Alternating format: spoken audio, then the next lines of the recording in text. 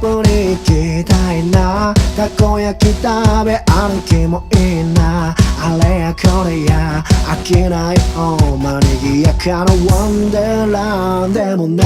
教えなんて気づく後悔や悔しくて涙したことも人と街が笑い飛ばして乗り越えてきた。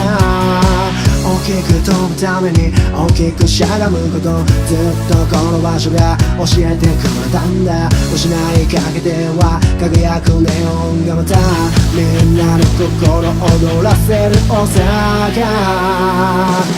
あの時出会った